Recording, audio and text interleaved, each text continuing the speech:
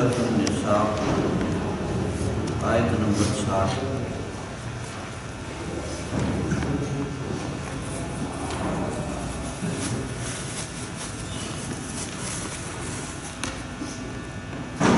پارہ نمبر 5 سورۃ النساء آیت نمبر 7۔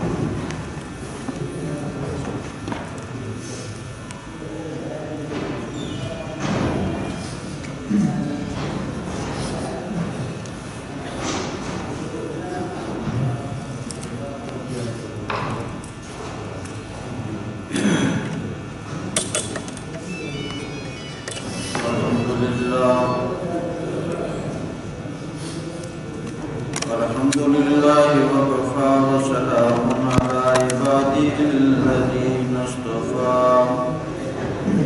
اما بعد فاعوذ باللہ من الشیطان الرجیم بسم اللہ الرحمن الرحیم ألم تر إلى الذین یظنون أنهم آمنوا بما أنزل إلیک أنزل من قبلك يريدون أن يتحاكموا إلى الطاغوت وقد أمروا أن يكفروا به يريد الشيطان أن يضلهم ضلالا بعيدا۔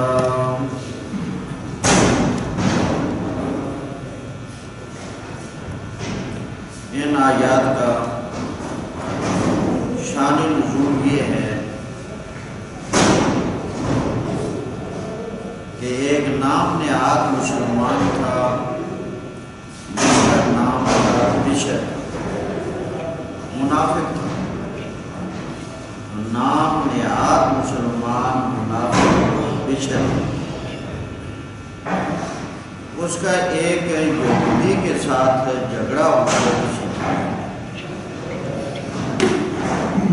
جب جھگڑا ہو گیا کسی چیز کے متعلق، بشر نے کہا کہ یہ میرا حق ہے اور یہودی نے کہا کہ میرا حق ہے۔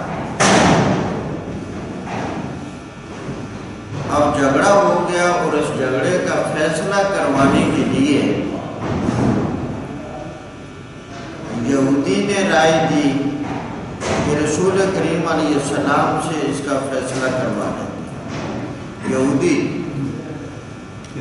کہنے لگا اس کا فیصلہ رسول اللہ صلی اللہ علیہ وسلم سے کروا دیں،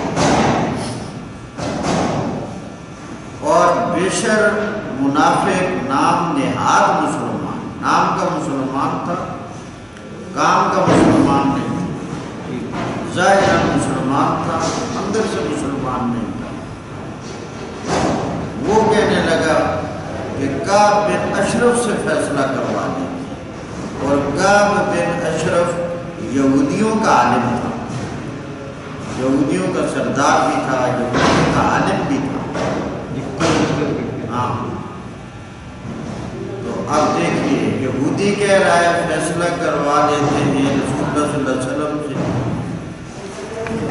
اور نام نہاد مسلمان کہہ رہا ہے کہ فیصلہ کروا لیتے ہیں کعب بن اشرف سے۔ کیونکہ یہودی کو اس بات کا یقین تھا کہ نبی کریم علیہ السلام ظلم نہیں اور وہ حق پر فیصلہ کریں گے۔ چنانچہ دونوں کا اس بات پر جو ہے اختلاف ہو گیا کہ فیصلہ کس سے کروائیں۔ یہودی کہتا ہے فیصلہ کرواتے ہیں رسول اللہ صلی اللہ علیہ وسلم سے، اور بشر نام نہاد منافق مسلمان جو ہے وہ کہہ رہا ہے فیصلہ کرواتے ہیں کعب بن اشرف سے۔ یہودی نے کہا عقل سے کام لو، میں تمہارے نبی کا کہہ رہا ہوں، جس نبی کا تم کلمہ پڑھتے ہو میں تمہارے نبی کا کہہ رہا ہوں کہ ان سے فیصلہ کروا لیتے ہیں۔ لہٰذا وہ بشر منافق ذرا خوفزدہ ہو گیا، مضبوط ہوا کہ اگر یہ بات ظاہر ہو گئی مسلمانوں میں کہ میں فیصلہ رسول اللہ صلی اللہ علیہ وسلم کے بجائے کعب بن اشرف سے کروانا چاہتا ہوں تو یہ تو کام خراب نہ ہو جائے۔ اللہ کا چلو نبی کریم صلی اللہ علیہ وسلم کے پاس چلے جاتے ہیں وہاں سے کروا دیں۔ جب آپ کی خدمت میں حاضر ہوئے اور ساری صورتحال مقدمہ کی، جھگڑا کی بیان کر دی، نبی کریم علیہ السلام نے جو تحقیق کی اس تحقیق کے مطابق حق بنتا تھا یہودی کا، تو نبی کریم علیہ السلام نے مقدمہ کی پوری نوعیت سننے کے بعد، تحقیق کرنے کے بعد فیصلہ کر دیا یہودی کے حق میں کہ جاؤ اس میں تمہارا حق ہے، یہودی کے حق میں فیصلہ ہو۔ جب وہاں سے واپس آئے تو راستے میں وہ نام نہاد مسلمان وہ کہنے لگا کہ میرا خیال ہے ایک مرتبہ یہ فیصلہ حضرت عمر رضی اللہ تعالیٰ عنہ سے بھی کرا لیتے ہیں۔ اس کے ذہن میں یہ خیال آیا کہ قرآن میں حضرت عمر رضی اللہ تعالیٰ عنہ کے بارے میں کہا گیا ہے اشداء علی الکفار، یہ کافروں پر بڑے سخت ہیں، تو لازمان کی یہودی ہے اور میں مسلمان کہلانے والا ہوں، اور جب حضرت عمر کو پتہ چلے گا تو حضرت عمر فیصلہ میرے حق میں کرتے ہیں۔ منافق نے یہ سوچا، نام نہاد مسلمان نے یہ سوچا، اور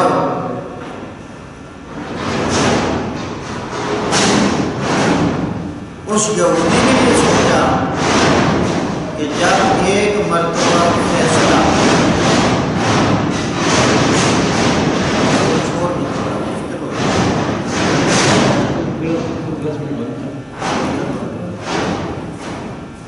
یہودی نے یہ سوچا کہ جب ایک مرتبہ فیصلہ سپریم کورٹ سے میرے حق میں ہو چکا ہے، اب مرضی ہے یہ حضرت عمر کی عدالت میں چلا جائے، حضرت ابوبکر صدیق کی عدالت میں چلا جائے، حضرت عثمان کی عدالت میں چلا جائے، حضرت علی کی عدالت میں چلا جائے، جس مسلمان کی عدالت میں چلا جائے فیصلہ بدلے گا نہیں،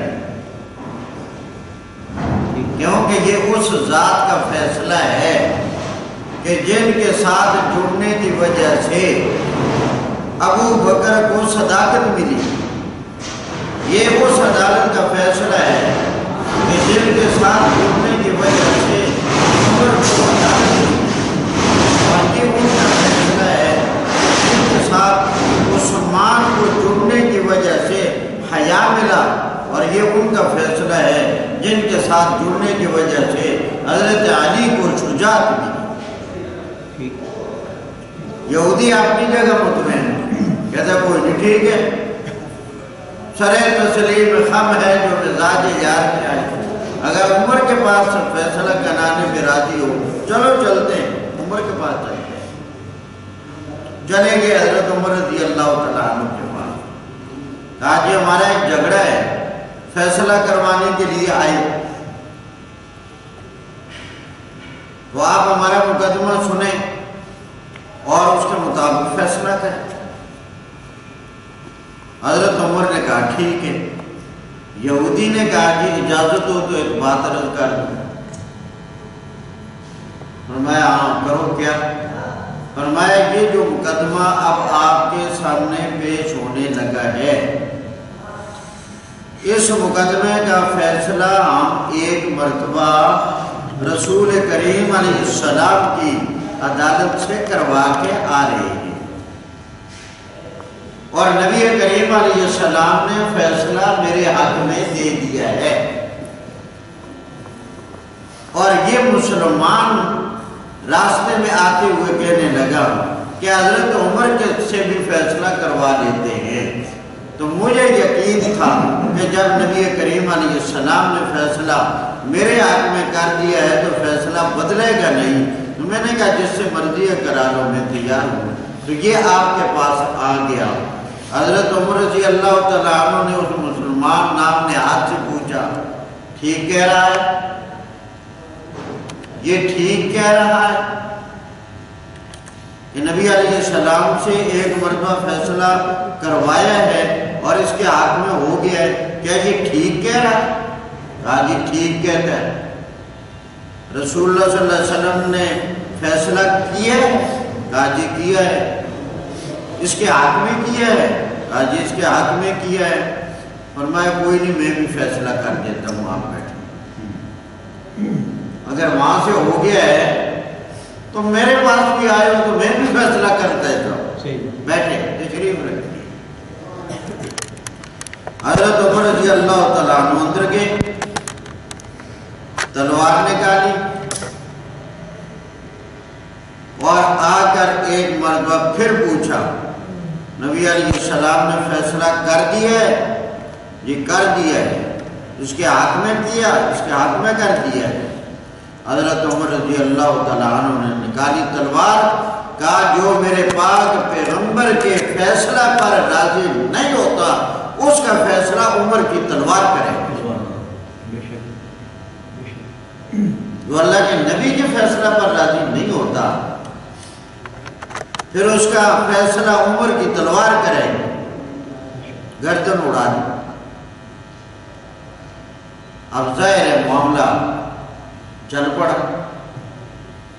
واقعہ مشہور ہو گیا، لوگوں میں بات ہونے لگی، کوئی کہہ رہا ہے ٹھیک ہوا، کوئی کہہ رہا ہے غلط ہوا، کوئی کہہ رہا ہے اپنوں کو آپ قتل کرنا شروع کر دیا، مسلمانوں کو مارنا شروع کر دیا، کوئی اپنا بھی کہہ رہا ہے ٹھیک ہوا، کوئی بیگانہ بھی کہہ رہا ہے ٹھیک ہوا، کوئی بیگانہ بھی کہہ رہا ہے اچھا نہیں ہوا، بات چل پڑی، لوگوں میں تذکرے ہونے لگے۔ اور بشر کے رشتہ دار وہ بھی منافقین، وہ نبی کریم علیہ السلام کی خدمت میں آئے کہ دیکھو جی حضرت عمر نے مسلمان کو، آپ کا کلمہ پڑھنے والے کو قتل کر دیا، حالانکہ اس آدمی کا حضرت عمر کے پاس جانا کوئی اس بنیاد پر نہ تھا کہ نبی کریم علیہ السلام کا فیصلہ صحیح نہیں، بلکہ وہ کوئی صلح، کوئی صفائی، کوئی درمیانہ راستہ نکالنا چاہتا تھا۔ اس بنا پر اور اس بنیاد پر حضرت عمر کے پاس گئے اور انہوں نے دیکھو قتل کر دیا۔ اب زبان بڑی زبردست استعمال کی، چرب لسانی سے کام لیا، اور نبی کریم صلی اللہ علیہ وسلم نے کہا حضرت عمر کو بلاؤ، یہ کیا ہوا، کیوں مار دیا؟ حضرت عمر بھی آگے تو وہاں بھی گفتگو چل پڑی۔ خیر یہ گفتگو اس موقع پر ہو رہی تھی۔ اب بات یہ تھی کہ آیا حضرت عمر نے ٹھیک کیا یا ٹھیک نہیں کیا؟ میرے اللہ نے یہ آیات نازل کر کے بات واضح کر دی کہ عمر نے ٹھیک کیا۔ عمر نے مسلمان کو قتل نہیں کیا، عمر نے کافر کو قتل کیا ہے، اور اس آدمی کو قتل کیا ہے کہ جس نے نبی کریم صلی اللہ علیہ وسلم کا فیصلہ تسلیم نہیں کیا۔ جو آپ کا کلمہ پڑھنے والا ہو، قرآن کو ماننے کا دعوے دار ہو اور اسلام کو ماننے کا دعوے دار ہو، اور وہ اللہ کے نبی کا فیصلہ نہ مانے، وہ کون سا مسلمان ہے؟ لہذا وہ کافر ہے۔ تو حضرت عمر نے ٹھیک کیا، اس نے کافر کو مانا۔ جب تک نبی کریم علیہ السلام کا فیصلہ مسلمان نہ مانے، نہ تسلیم کرے، اس کا ایمان کامل ہو سکتا ہی مومن ہی نہیں ہو سکتا۔ یہ تو واقعہ تھا اور شان نزول تھا۔ باقی اس کا خلاصہ اور لب لباب یہ ہے کہ کسی بھی معاملہ میں، چاہے عام معاملات ہوں، لین دین کے، کاروباری معاملات ہوں، یا آئینی مسائل ہوں، یا عقیدے کے مسائل ہوں، کسی بھی اختلاف میں جب تک نبی کریم صلی اللہ علیہ وسلم کا فیصلہ نہیں مانا جائے گا اور آپ کے فیصلے پر خوشی کا اظہار نہیں ہوگا اور اس فیصلے پر تنگی ہوگی تو وہ آدمی نام کا مسلمان ہوگا، کام کا مسلمان نہیں۔ جب کلمہ پڑھا ہے، قرآن کو مانا ہے، اللہ کے نبی کو مانا ہے، تو پھر ہر معاملے میں اللہ کے نبی کا جو فیصلہ ہوگا، قرآن کا جو فیصلہ ہوگا، اس فیصلے کو ماننا ضروری ہوگا، اس میں تنگی نہیں ہوگی۔ أَلَمْ تَرَ إِلَى الَّذِينَ، کیا آپ نے نہ دیکھا ان لوگوں کو یَزْعُمُونَ جو دعویٰ کرتے ہیں اس بات کا کہ أَنَّهُمْ آمَنُوا بے شک وہ ایمان لے آئے بِمَا أُنزِلَ إِلَيْكَ اس کتاب پر جو آپ کی طرف اتاری گئی، جن کا دعویٰ یہ ہے کہ ہم قرآن پر ایمان لاتے ہیں، ہمارا اللہ کی کتاب پر ایمان ہے، وَمَا أُنزِلَ مِن قَبْلِكَ اور اس چیز پر بھی ایمان ہے جو اتاری گئی ہے آپ سے پہلے۔ دعویٰ ہے ایمان کا، دعویٰ ہے قرآن پر ایمان لانے کا، دعویٰ ہے سابقہ کتابوں پر ایمان لانے کا، اور عمل کیا ہے؟ یریدون ارادہ رکھتے ہیں، ارادہ کرتے ہیں، چاہتے ہیں یتحاکموا کہ اپنے جھگڑے کا فیصلہ لے جائیں الی الطاغوت سرکش انسان کی طرف۔ دعویٰ ایمان کا، اللہ کے پاک پیغمبر پر ایمان لانے کا، دعویٰ قرآن پر ایمان لانے کا، دعویٰ سابقہ کتابوں پر ایمان لانے کا، اور فیصلہ کروانے کے لیے طاغوت کی طرف، سرکش کی طرف، کعب بن اشرف کی طرف لے جانا چاہتے ہیں۔ وَقَدْ أُمِرُوا حالانکہ انہیں اللہ کی طرف سے حکم دیا گیا ہے أَن يَكْفُرُوا بِهِ کہ ان کا انکار کر ڈالیں، طاغوت کا انکار کر ڈالیں۔ طاغوت سے مراد ہر وہ شخص، ہر وہ نظام ہے جو اسلام کے مقابلے میں، قرآن کے مقابلے میں ہو، نبی کے مقابلے میں ہو، اسے طاغوت کہا جاتا ہے۔ تو اللہ نے جو طاغوت کے انکار کا حکم دیا ہے کہ جب اللہ کا حکم آ گیا، اللہ کی کتاب آ گئی، اللہ کے پیغمبر آ گئے، اللہ کے رسول آ گئی، اس کے بعد تمہارے لیے اور کوئی نظام، کوئی اور شخصیت نہیں، اب اسلام پر چلو۔ اللہ کی جانب سے حکم دیا گیا ہے یکفروا بھی کہ انکار کر دیں۔ وہ دو بتوں کے نام بھی ہیں، مگر وہاں بھی طاغوت کا لفظ جو قرآن کریم میں ذکر کیا گیا ہے، اور اس باطل نظام کو کہتے ہیں جو اسلام کے مقابلے میں۔ وَيُرِيدُ الشَّيْطَانُ اور یہ شیطان چاہتا ہے، شیطان ارادہ کرتا ہے أَن يُضِلَّهُمْ ضَلَالًا بَعِيدًا کہ انہیں گمراہ کر دے ایسی گمراہی جو حق سے بہت ہی دور ہے۔ شیطان چاہتا ہے قرآن سے دور ہو جائیں، شیطان چاہتا ہے اللہ کے پاک پیغمبر سے دور ہو جائیں، شیطان چاہتا ہے کہ حق بات سے دور ہو جائیں۔ وَإِذَا قِيلَ لَهُمْ اور جب ان لوگوں سے کہا جاتا ہے، ایسے لوگوں سے جو نام نہاد مومن ہیں، دعویٰ ایمان کا کرتے ہیں۔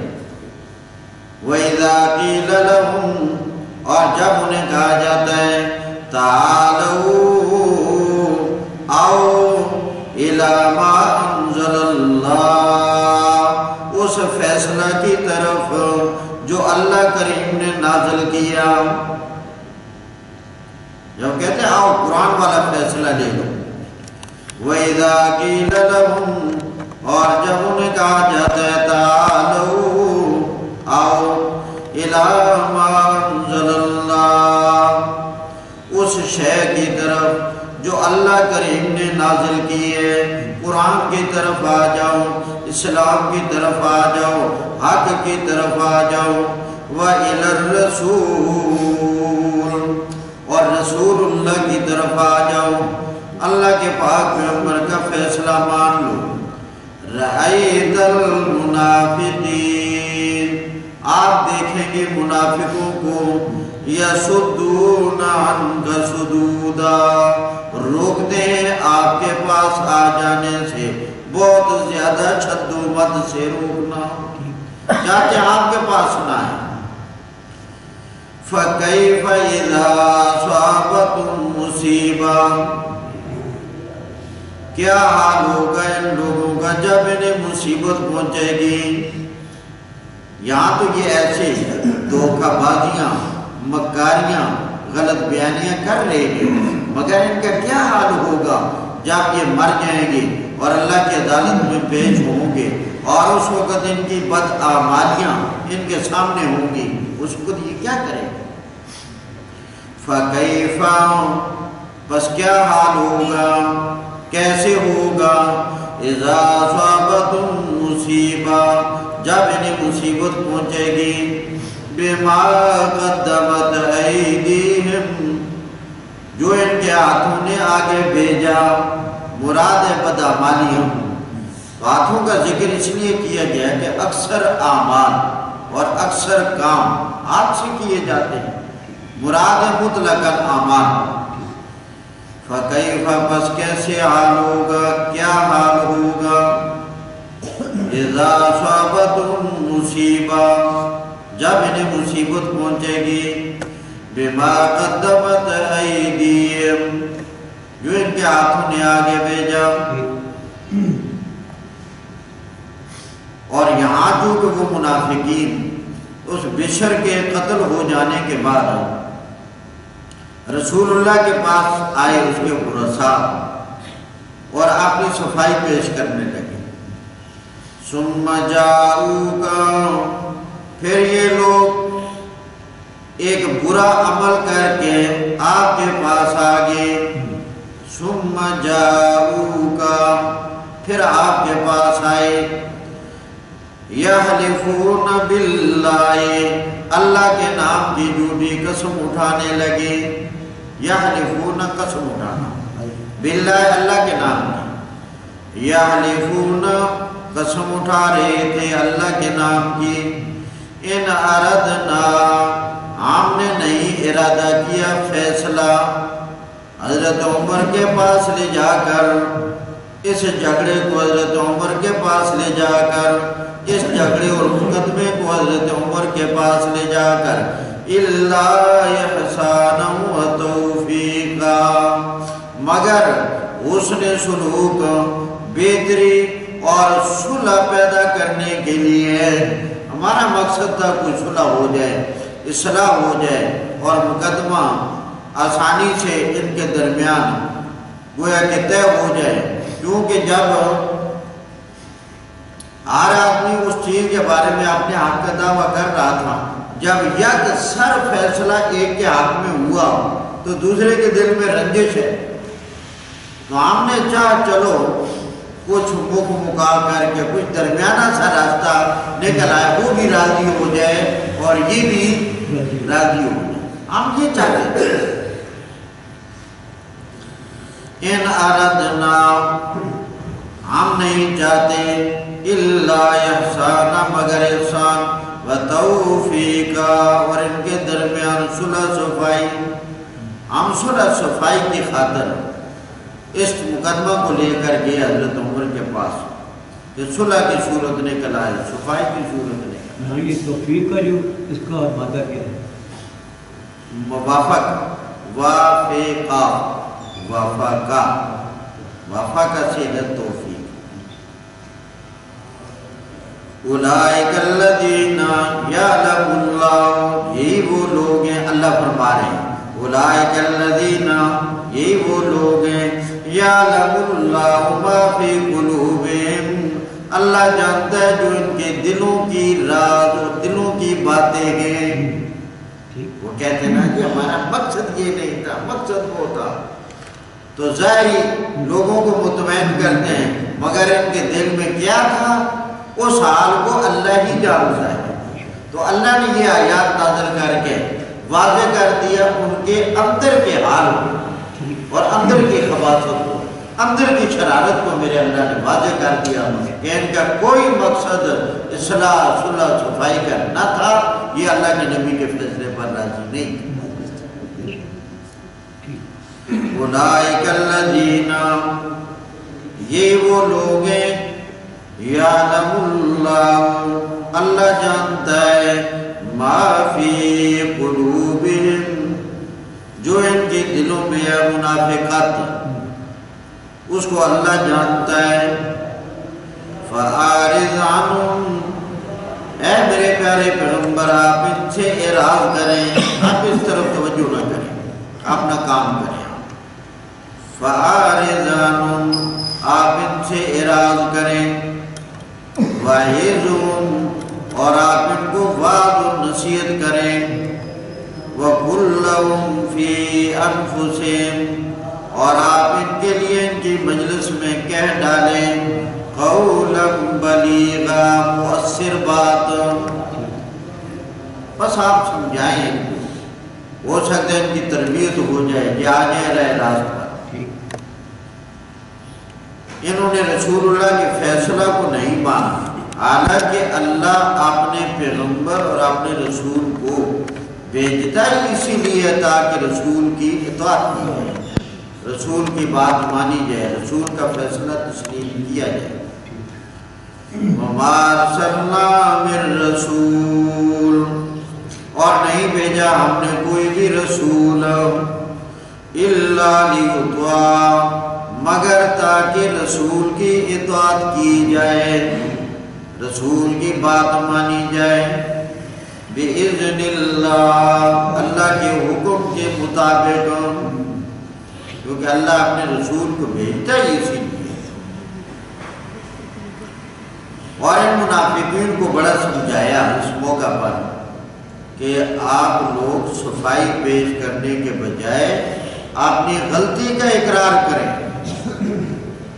اس غلطی پر آپ صفائی پیش نہ کریں، آپ سے غلطی ہوگی، آپ لوگوں کا رویہ ٹھیک نہیں تھا، غلطی ہوئی، تو آپ ایسا کریں کہ غلطی کو غلطی تسلیم کریں، اللہ سے بھی معافی مانگیں کہ ہم سے غلطی، اور رسول اللہ صلی اللہ علیہ وسلم سے بھی جا کر معافی مانگیں، اور اللہ کے پاک پیغمبر سے بھی درخواست کریں کہ اے اللہ کے نبی ہمارے حق میں اللہ سے معافی کی دعا مانگو، تو اللہ سے بھی معافی مانگے، رسول اللہ صلی اللہ علیہ وسلم سے بھی جا کر معافی مانگی، اور رسول کریم علیہ السلام سے یہ درخواست بھی کریں کہ اللہ کے نبی آپ ہمارے حق میں اللہ سے معافی مانگیں، ہمارے حق میں استغفار کر دیں، ہم سے غلطی۔ وَلَوْ أَنَّهُمْ إِذْ ظَلَمُوا أَنفُسَهُمْ، اور اگر یہ منافقین جب ظلم کیا انہوں نے اپنی جانوں پر، غلطی کی، ظلم کیا، اللہ کے نبی کا فیصلہ نہیں مانا، جاؤک، یہ اگر نادم ہو کر آپ کے پاس آ جاتے، فَاسْتَغْفَرُ اللَّهَ، یہ اللہ سے معافی مانگ لیتے، اللہ سے یہ آ جاتے نادم ہو کر آپ کے پاس اور اللہ سے استغفار کر لیتے، اللہ سے بخشش مانگ لیتے، اللہ سے معافی مانگ لیتے، وَاسْتَغْفَرَ لَهُمُ الرَّسُولُ، اور اللہ کے پاک پیغمبر بھی ان کے حق میں بخشش مانگ لیتے، استغفار اللہ سے کر دیتے، لَوَجَدُوا اللَّهَ، البتہ یہ پاتے اللہ کو، تواب الرحیم، توبہ قبول کرنے والا، رحم کرنے والا، مگر انہوں نے ایسا کیا۔ اگلی آیت میں اللہ تعالیٰ نے 3 باتیں بیان فرمائی۔ نمبر 1، کہ جب تک اپنے جھگڑوں میں، اپنے مقدمات میں رسول اللہ کو حاکم نہیں مانیں گے، رسول اللہ صلی اللہ علیہ وسلم کو حاکم نہیں مانیں گے، رسول اللہ صلی اللہ علیہ وسلم کا فیصلہ تسلیم نہیں کریں گے، اس وقت تک تمہارا ایمان کامل نہیں ہو سکتا۔ لہذا اپنے جھگڑوں میں، اپنے اختلافات میں، اپنے مقدمات میں فیصلہ رسول اللہ صلی اللہ علیہ وسلم والا، یہ تسلیم کرو۔ نمبر 2، چاہے جھگڑا تمہارا کوئی بھی ہو، لین دین کا جھگڑا ہو، گھریلو جھگڑا ہو، خاندانی قرابتوں میں تمہارا کوئی جھگڑا ہو، عقیدے کا اور نظریے کا کوئی جھگڑا ہو، عبادات کا کوئی جھگڑا ہو، کسی بھی قسم کا تمہارا جھگڑا ہو، کوئی بھی جھگڑا، ہر جھگڑے میں فیصلہ اللہ کے رسول کا مانو۔ نمبر 3، جس معاملے میں، جس چیز میں اللہ کا ایک فیصلہ آ جائے، اللہ کے رسول کا ایک فیصلہ آ جائے، اس فیصلے میں تنگی نہ ہو، اس کو پورا تسلیم کرو، اس کے بارے میں تنگی۔ اگر فیصلہ تو ہو گیا، ماننا پڑ گیا، اس کے مطابق عمل بھی ہو رہا ہے، مگر اندرو اندر دل میں تنگی ہے، یہ ایمان کے ضعف اور ایمان کی کمزوری کی دلیل ہے۔ ایک مثال عرض کرتا ہوں، اگر کوئی آدمی نمازی ہے، صحت مند ہے، نماز کا پابند ہے، وہ آدمی وضو کرے اور نماز ادا کرے، اگر اس نمازی کو کوئی عارضہ پیش آ گیا، کوئی بیماری پیش آ گئی، کوئی عذر لاحق ہو گیا جس کی وجہ سے وضو کرنے پر قادر نہیں، اب اللہ کا حکم ہے کہ نماز نہ چھوڑنا، وضو کرنے پر قادر نہیں ہے تو تیمم کر کے، تیمم کر کے نماز ادا کر۔ اگر وہ تیمم کر کے نماز ادا کرنے پر اسی طرح مطمئن ہے اور اسی طرح خوش ہے کہ جس طرح وضو کر کے نماز پڑھنے پر مطمئن اور خوش ہے، تو یہ علامت ہے اور دلیل ہے اس بات کی کہ اس کا ایمان کامل ہے۔ اور اگر تیمم کر کے نماز پڑھنے پر اس کے دل کے اندر ایک ندامت ہے، ایک افسوس ہے کہ نماز تو پڑھی مگر کیا کروں، بس وضو رہے، ندامت ہے، حسرت ہے، اداسی ہے، پریشان ہے، بلکہ اللہ معاف کرے، بعض لوگ تو زبان سے اظہار بھی کر دیتے ہیں، باقی تیمم کر کے نماز پڑھ رہا ہوں، دل خوش نہیں، مطمئن نہیں ہے، دعا کرے صحت ہو جائے تاکہ وضو کے ساتھ نماز پڑھوں۔ بھائی ٹھیک ہے، صحت تو اپنی جگہ ٹھیک ہے، اس کی دعا بھی ٹھیک ہے، مگر اس ندامت کا اظہار کرنا کہ بس مزہ نہیں آ رہا، مزہ نہیں آ رہا، مزے لینے ہیں، یہاں تو اللہ اور اللہ کے رسول کے حکم پر ساری بنیاد ہے۔ جس اللہ نے وضو کا حکم دیا ہے، تیمم بھی اسی اللہ کا حکم ہے۔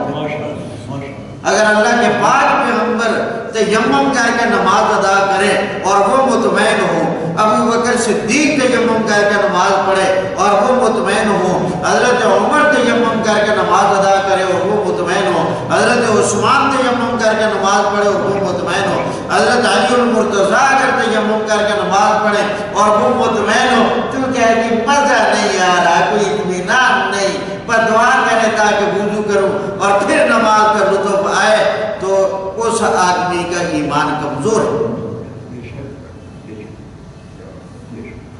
تو کوئی بھی معاملہ، اب ایک آدمی ہے کھڑے ہو کر نماز ادا کرے، اصل ہے کھڑے ہو کر نماز ادا کرنا، رکوع کے ساتھ نماز ادا کرنا، سجدے کے ساتھ نماز ادا کرنا۔ ایک آدمی کو کوئی بیماری لاحق ہو گئی، عذر لاحق ہو گیا، عارضہ ہو گیا کہ وہ بالکل کھڑا ہونے پر قادر نہیں، تو جس طرح کھڑا ہو کر نماز ادا کرنے پر اس کو اطمینان ہے، اگر اللہ کی دی ہوئی اجازت کے مطابق اور اللہ کے حکم کے مطابق اگر وہ بیٹھ کر نماز پڑھتا ہے اور اسی طرح اگر اطمینان ہو تو ایمان کامل ہے۔ اگر بیٹھ کر نماز پڑھنے میں ندامت ہے اور حسرت ہے کہ مجھے کھڑا ہونے کا موقع ملے، مزہ نماز کا تب آئے گا تو اس آدمی کا ایمان کمزور ہے۔ الغرض ہر معاملے میں اللہ کا فیصلہ، اللہ کے رسول کا فیصلہ، اللہ کی دی ہوئی رخصت، اللہ کے رسول کی دی ہوئی رخصت، اس پر بالکل ایسا ہی اطمینان ہونا چاہیے جس طرح عام اصولی، قانونی اور عزیمت کی حالت میں انسان کو اطمینان ہوتا ہے۔ اب ترجمے پر فلا وربک، قسم ہے تیرے رب کی، واو یہ واو تسمیہ ہے، فلا وربک، قسم ہے تیرے رب کی۔ یہاں کاف ضمیر کا خطاب نبی کریم علیہ السلام کو ہے اور رب کی اضافت کی گئی کاف ضمیر کی طرف نبی کریم صلی اللہ علیہ وسلم کی شان کے اظہار کے لیے۔ فلا وربک، قسم ہے اے میرے محبوب تیرے رب کی، لا یؤمنون، یہ لوگ کامل ایمان والے نہیں ہو سکتے، حتی یحکموک، یہاں تک کہ آپ کو فیصل تسلیم کر لیں، فیما شجر بینہم، اپنے جھگڑوں میں، شجر جھگڑے اختلاف، فیما شجر بینہم، اپنے جھگڑوں میں، اپنے مقدمات میں، اپنے اختلافات میں۔ اور جب اللہ اور اللہ کے رسول کا فیصلہ آ جائے، یعنی اللہ کے رسول کا فیصلہ، ظاہر وہ اللہ کا فیصلہ ہو، ثم لا یجدوا، پھر وہ نہ پائیں، فی انفسہم، اپنے دلوں میں، حرجن، کوئی تنگی، مما قضیت، جو آپ نے فیصلہ کر دیا، وَيُسَلِّمُوا تَسْلِيمًا، اور تسلیم کرنے، مکمل طور پر تسلیم کرنا۔ وَلَوْ أَنَّا كَتَبْنَا عَلَيْهِمْ، اس اگلی آیت میں اسی واقعہ کے متعلق یہودیوں کے ایک پروپیگنڈا کا جواب دیا گیا۔ جب یہ مسئلہ واقعہ سامنے آیا تو یہودیوں نے ایک بڑا پروپیگنڈا کیا مسلمانوں کے خلاف، کہنے لگے دیکھو جی، ان کے مسلمان نے اپنے نبی کا فیصلہ تسلیم نہ کیا، ان کے مسلمان نے اپنے نبی کا فیصلہ تسلیم نہ کیا۔ یہ مسلمان ایک نبی کا کلمہ پڑھ رہے ہیں اور نبی ان کا ایک فیصلہ کرتا ہے، پہلے وہ نبی کے پاس فیصلے کے لیے جانے پر راضی ہی، اگر چلے گئے نبی نے فیصلہ کر دیا اس فیصلے پر راضی نہیں۔ دیکھو جی یہ مسلمان ہم بھی تو ہیں، یہودیوں نے کہا ہم بھی تو ہیں، دیکھو ذرا ہماری تاریخ، جب موسیٰ علیہ السلام تورات لے کر آئے ہماری قوم سے غلطی ہوئی، موسیٰ علیہ السلام بھی ناراض ہوئے۔ پھر موسیٰ علیہ السلام نے کہا اب ایک ہی صورت ہے، اللہ کا حکم آ گیا ہے کہ جنہوں نے غلطی کی ہے ان سب کو قتل کر دیا جائے توبہ میں۔ ان کی توبہ زبان سے بھی توبہ کرے اور تتمہ توبہ ان کو قتل کر دیا جائے۔ بعض صورتیں ایسی توبہ کی ہوتی ہیں جیسے کوئی آدمی کسی کو ظلماً قتل کر دیتا ہے تو قصاص میں اس کو قتل کیا جاتا ہے بطور توبہ کے، یا کوئی شادی شدہ زنا کا ارتکاب کرتا ہے اسے رجم کیا جاتا ہے بطور توبہ کے، گناہ تاکہ یہی معاف ہو جائے۔ فرمایا اگر یہ لوگ بھی معافی چاہتے ہیں تو پھر ان کو قتل کیا جائے، اور ہم لوگوں نے یعنی ہمارے بڑوں نے اس کو قبول کیا، اور اس توبہ کے طور پر اللہ کے نبی حضرت موسیٰ علیہ السلام کے حکم کے مطابق ہمارے 70,000 آدمی قتل کیے۔ کتنے؟ 70۔ تو دیکھو جب اللہ کے نبی نے کہا اللہ کا حکم ہے تمہیں توبہ میں قتل کیا جائے تو ہمارے بڑوں نے کہا بالکل ٹھیک ہے۔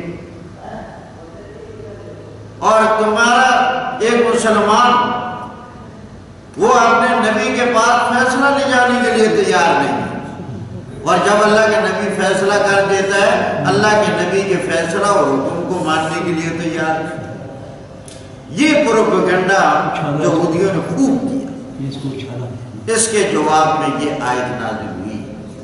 اللہ تعالیٰ نے فرمایا کہ یہ جو بات ہوئی ہے یہ بس مسلمانوں کو بدنام کر دیا گیا، وہ تو مسلمان تھا ہی نہیں جس نے یہ کرتوت کی ہے، نام مسلمانوں کا تھا، مسلمان کو نہیں، مسلمانوں کو بدنام کر دیا۔ تو جو کامل مومن ہیں وہ اس طرح کے لوگ نہیں ہوتے، وہ تو اپنی جان قربان کرنے کے لیے تیار ہے۔ جب یہ آیت نازل ہوئی حضرت ابو بکر صدیق رضی اللہ تعالیٰ عنہ نے فرمایا کہ اگر میرے پیارے پیغمبر مجھے یہ کہیں گے کہ اللہ کا حکم ہے تو اپنے آپ کو قتل کر ڈال، میں دریغ نہیں کروں گا، میں اپنے آپ کو قتل کر ڈال۔ اور اگر گھر سے نکلنے کا اور جلا وطن ہونے کا حکم ہوگا، ہم اپنے گھر کو چھوڑ دیں گے، ملک چھوڑ دیں گے، اپنا علاقہ چھوڑ دیں گے، ساز و سامان چھوڑ دیں گے، ہم سب کچھ اللہ کے لیے قربان کرنے کے لیے کیا ہوں گے تیار۔ تو کیا صحابہ نے یہ مثال پیش بھی نہیں کر دی کہ مکہ مکرمہ میں اپنے مکانات، اپنا علاقہ، اپنا ملک چھوڑ کر اللہ کی رضا کے لیے ہجرت کر کے مدینہ چلے گئے؟ تو فرمایا کہ یہ جو واقعہ پیش آیا مسلمانوں پر کوئی الزام نہیں، یہ آدمی نام نہاد مسلمان تھا، حقیقت میں مسلمان ہو۔ وَلَوْ أَنَّا كَتَبْنَا عَلَيْهِمْ، اگر ہم ان لوگوں پر فرض کر دیتے، لکھ دیتے، فیصلہ کر دیتے، أَنِ اقْتُلُوا أَنفُسَكُمْ، کہ اپنے آپ کو قتل کر ڈالو، أَوْ اخْرُجُوا مِن دِيَارِكُمْ، یا اپنے آپ کو اپنے گھروں سے نکال لو، جلا وطن ہو جاؤ، مَا فَعَلُوهُ، نہ کرتے اس کام کو، إِلَّا قَلِيلٌ مِّنْهُمْ، مگر بہت تھوڑے جو کامل ایمان والے۔ وَلَوْ أَنَّهُمْ فَعَلُوا، اگر بے شک یہ لوگ کر لیتے، مَا يُوعَظُونَ بِهِ، جس چیز کہنے نصیحت کی جا رہی ہے، لَكَانَ خَيْرًا لَهُمْ، تو یہ ان کے لیے بہتر ہوتا، اللہ کا حکم مان لیتے۔ وَأَشَدَّ تَثْبِيتًا، اور یہ زیادہ ثابت و مضبوط ہوتا ان کے دلوں کو اسلام پر اور دین پر ثابت قدم رکھنے کے لیے۔ اور اگر یہ ایسا کر لیتے، وَإِذَا نُرْسُ لَآتَيْنَاهُمْ، البتہ ہم دے دیتے ان کو، مِن لَدُنَّا، اپنی طرف سے، اجرًا عظیما، بہت بڑا اجر۔ وَلَهَدَيْنَاهُمْ، اور البتہ ہم ان کو رہنمائی کر دیتے، چلا دیتے، صراطًا مستقیما، سیدھے راہ۔ وَمَن يُطِعِ اللَّهَ وَالرَّسُولَ، پہلی صدری آیت کا شان نزول سمجھ لیں، پھر اس کی مراد مطلب۔ اس آیت کا شان نزول یہ ہے کہ رسول اللہ صلی اللہ علیہ وسلم کے ایک صحابی تھے اور وہ نبی کریم علیہ السلام کی خدمت میں حاضر ہوئے۔ فرمایا اللہ کے رسول، میری ایک بہت بڑی پریشانی ہے، میرا ذہن میرا دل مطمئن نہیں، میں ایک پریشانی لے کر آپ کی خدمت میں حاضر ہوا۔ رسول اللہ صلی اللہ علیہ وسلم نے فرمایا کیا پریشانی ہے؟ فرمایا یا رسول اللہ، دل کی سچ بات بتا رہا ہوں کہ میرا دل جب پریشان ہوتا ہے تو میں فوراً آتا ہوں، آپ سے ملاقات کرتا ہوں، آپ کی زیارت کرتا ہوں، آپ کو دیکھ لیتا ہوں، میرا کام اور میں مطمئن ہوں۔ میرے دل میں خیال آیا کہ اللہ فرماتے ہیں کہ تمہیں جنت میں داخل کروں گا، نبی کی اتباع کرو، پیروی کرو، اور یہ بھی اللہ فرماتے ہیں کہ جنت میں کئی درجات ہیں، اور یہ بھی اللہ فرماتے ہیں کہ سب سے اعلیٰ درجہ جنت کا وہ انبیاء کو ملے گا، اور یہ بھی اللہ کا فرمان ہے کہ انبیاء کے جو درجات ہوں گے ان میں سے بھی سب سے اعلیٰ درجہ وہ آپ کا ہوگا، مقام محمود۔ تو اے اللہ کے نبی، مجھے اس جنت کی سمجھ نہیں آتی، پتہ نہیں میرا کہاں ٹھکانا ہوگا اور آپ کہاں ہوں گے، تو جس جنت میں مجھے آپ کی زیارت نہ ہو، جس جنت میں مجھے آپ کو ملاقات نصیب نہ ہو، تو وہاں میرا کیا حال ہوگا، مجھے کیسے سکون ملے گا؟ یہ پریشانی تھی۔ نبی کریم علیہ السلام نے سن لی اور اس وقت میرے اللہ نے یہ آیت نازل کی، اور اس میں فرمایا گیا کہ جو لوگ اس دنیا میں اللہ اور اللہ کے رسول کی اطاعت کر لیں گے، قیامت والے دن انہیں اللہ کے پاک پیغمبر کی زیارت نصیب ہوگی، اور اس زیارت کی ملاقات کی صورتیں ہیں کل 3، ان میں سے کوئی بھی ہوگی، کبھی کون سی ہوگی، کبھی کون سی ہوگی۔ نمبر 1، ایک صورت یہ ہے کہ ہر آدمی کو اپنے اپنے درجے میں اور اپنے اپنے مقام پر، اپنے اپنے محل میں، اپنے اپنے باغ میں، اپنے اپنے ٹھکانے میں رہتے ہوئے رسول کریم علیہ السلام کی زیارت نصیب ہو۔ جس طرح یہاں ہم اپنے گھروں میں زمین میں رہتے ہوئے 14ویں رات کے چاند کو دیکھتے ہیں، ساری کائنات دیکھتے ہیں، سورج کو دیکھ رہے ہوتے ہیں، ستاروں کو دیکھ رہے ہوتے ہیں، ٹھکانہ اپنا اپنا ہے، مال اپنا اپنا ہے، ایسی ہی جنت میں اپنے اپنے درجات میں اور اپنے اپنی جگہوں میں رہتے ہوئے اللہ کے پاک پیغمبر کی زیارت نصیب۔ نمبر 2، دوسری صورت یہ ہے کہ کبھی کبھار نبی کریم علیہ السلام لوگوں کے پاس آیا جائے، جو وہاں ہمارے مکانات ہوں گے، اللہ کے پاک پیغمبر کبھی ملاقات کے لیے وہاں آیا کریں گے۔ نمبر 3، اور کبھی امتیوں کو اجازت ہوگی اللہ کے نبی کے پاس جانے کی، وہ رہائش مستقل وہاں نہیں، مگر اللہ کے نبی کو ملنے کے لیے وہاں آپ کے درجے میں، آپ کے مکان میں، آپ کے پاس جانے کی اجازت ہوگی کہ وہاں جا کر مل کر۔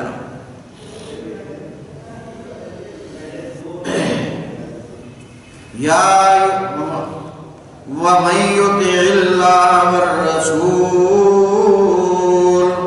جو اللہ کی اطاعت کرے اور رسول کی اطاعت کرے، فَأُولَئِكَ، یہی لوگ ہوں گے اطاعت کرنے والے، مَعَ الَّذِينَ، ان لوگوں کے ساتھ، أَنْعَمَ اللَّهُ عَلَيْهِمْ، جن پر اللہ کریم نے انعام کر دیا، من النبیین، نبیوں سے، والصدیقین، اور صدیقوں سے، والشہداء اور شہداء سے، والصالحین اور نیک لوگ، وحسن اولئک رفیقا اور ان لوگوں کی کتنی اچھی رفاقت ہوگی کہ جنت کے اندر اللہ اور اللہ کے رسول کی اطاعت کرنے والے لوگوں کو ان 4 قسم کے لوگوں کی رفاقت نصیب ہو جائے گی۔ نبیوں کی رفاقت، صدیقوں کی رفاقت، شہداء کی رفاقت اور صالحین کی رفاقت۔ نبی تو بالکل ظاہر ہے۔ دوسرا طبقہ ہے صدیقین۔ صدیق اس شخصیت کو کہا جاتا ہے جو اللہ کے نبی کی بات کو فوراً بغیر کسی دلیل کا مطالبہ کیے تسلیم کر، جیسے حضرت ابوبکر صدیق رضی اللہ تعالیٰ، جب اللہ کے پاک پیغمبر نے کہا میں اللہ کا نبی ہوں، کوئی دلیل کا مطالبہ نہیں کیا، جو حکم آتا کوئی مطالبہ نہیں کیا، فوراً تسلیم کر دیا۔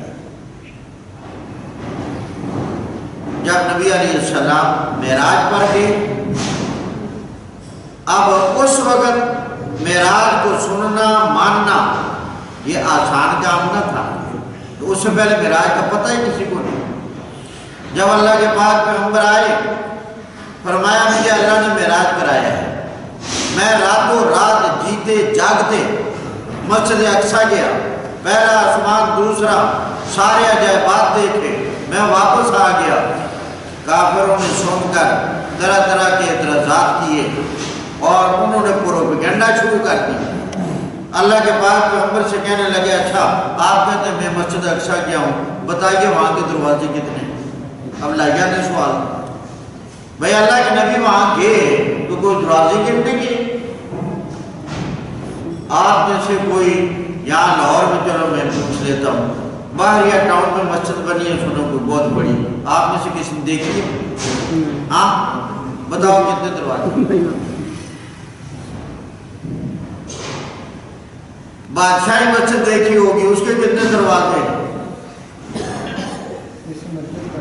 ہاں یہاں کا نہیں پتا۔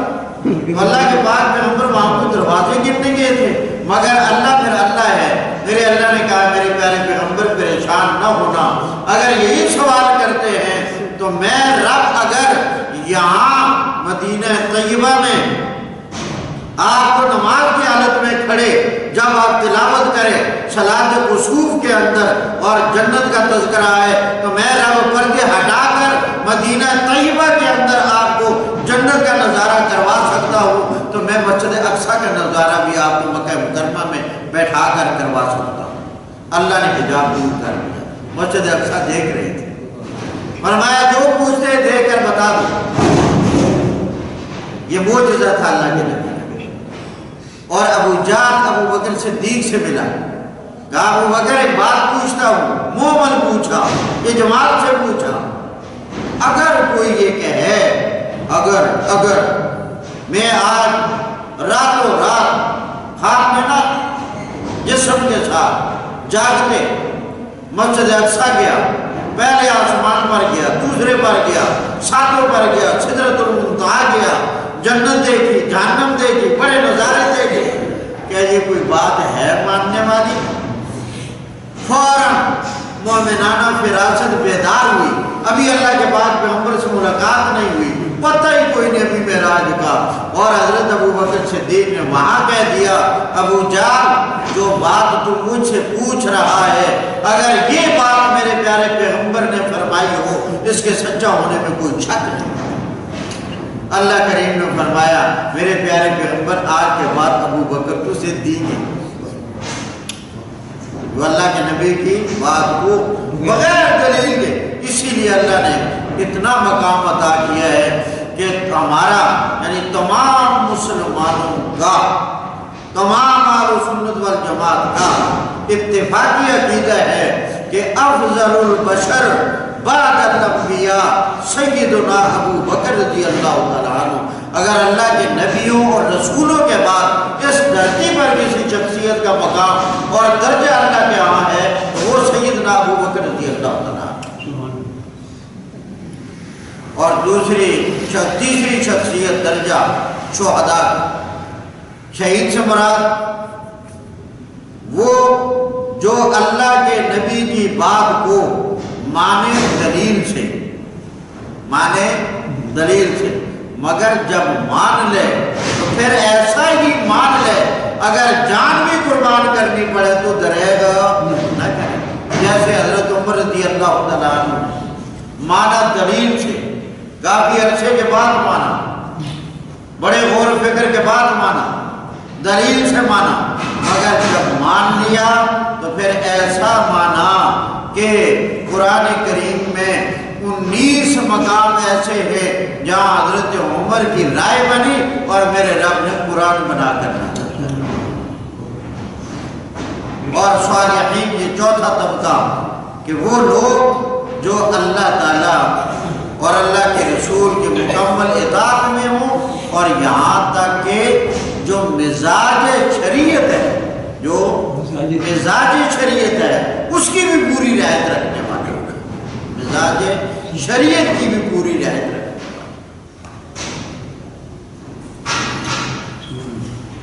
اور آخر میں پھر اللہ نے فرمایا ذالک فضل اللہ، ذالک الفضل من اللہ، یہ اللہ کا فضل ہے کہ نبیوں کی رفاقت مل جائے، صدیقوں کی رفاقت مل جائے، شہداء کی رفاقت مل جائے، صالحین کی رفاقت مل جائے. ذالک الفضل من اللہ، یہ اللہ کا فضل ہے. معلوم ہوا اچھے لوگوں کی مجلس، اچھے لوگوں کی رفاقت، اچھے لوگوں کی صحبت یہ اللہ کی بڑی نعمت ہے. ذالک الفضل من اللہ، یہ ہے اللہ کا فضل. وکفیٰ باللہ حلیما، اور سب حال احوال کو جاننے والا اللہ ہی کافی ہے. حدیث کا ترجمہ. الحمدللہ رب العالمین والصلاة والسلام علی سید الانبیاء. اللہم احسن عاقبتنا فی الامور کلہا واجرنا من خزي الدنیا وعذاب الآخرہ. ہمارے حاجی محمد صاحب ان کی والدہ کا گزشتہ جمعہ کو انتقال ہوا، تو درس میں بھی میں نے دعا کروائی تھی، اگر آج یہ تشریف لائے بہت سارے ساتھیوں کو شاید علم نہیں ہوگا تو مجموعی تعزیت بھی ہو جائے، دعا بھی ہو جائے. تو ایک مرتبہ سورہ فاتحہ اور 3 مرتبہ سورہ اخلاص پڑھ کر ان کی والدہ مرحومہ کے لیے سارے ثواب کرتے ہیں. الحمدللہ رب العالمین الرحمن الرحیم مالک یوم الدین ایاک نعبد و ایاک نستعین اہدنا الصراط المستقیم صراط الذین انعمت علیہم غیر المغضوب علیہم ولا الضالین. آمین. بسم اللہ الرحمن الرحیم. قل هو اللہ احد اللہ الصمد لم یلد ولم یولد ولم یکن له کفوا احد. قل هو اللہ احد اللہ الصمد لم یلد ولم یولد ولم یکن له کفوا احد. قل هو اللہ احد اللہ الصمد لم یلد ولم یولد. رب اغفرها وارحمها وانت خیر الراحمین. رب اغفرها وارحمها وانت خیر الراحمین. رب اغفرها وارحمها وانت خیر الراحمین. ربنا تقبل منا انك انت السميع العليم وتب علينا انك انت التواب الرحيم برحمتك